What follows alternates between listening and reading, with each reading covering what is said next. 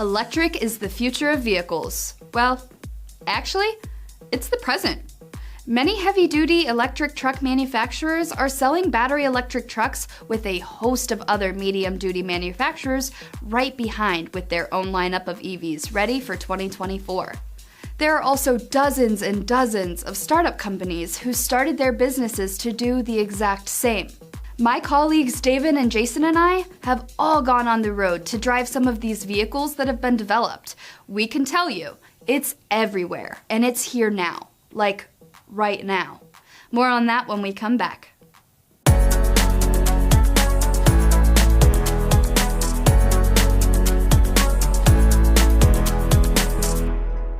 Electric vehicles are definitely a step forward, but it's not an easy one to make.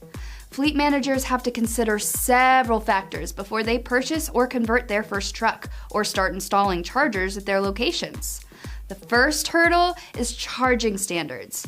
Just like with any early adoption of a widespread technology, there are several groups and committees creating their own standards that each hope will become the standard.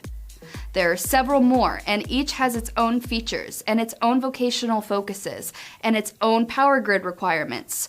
To make things even more confusing, some standards borrow the best features from other standards and in some cases make them better.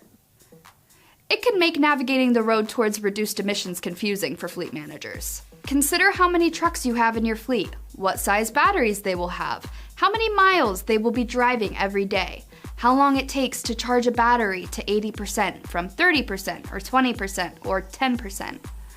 If you run a vocational fleet, you have to pay close attention to the extra power requirements for, say, a refuse collection truck or a refrigerated truck or a tow truck.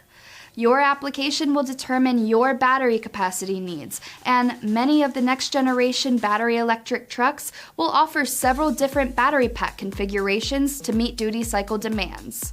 Additionally, your electric truck software and your charger software needs to be compatible. That's what allows the trucks to charge, not simply plugging it in. If your two softwares can't talk, then it doesn't charge, even if you plug it in. The second hurdle is infrastructure. You have to be sure that the charging standard you choose is available at as many locations as possible. Working with your local utility company will help you understand the rates in your area and how they fluctuate day to day. This is a huge factor in cost of ownership, especially in the long term.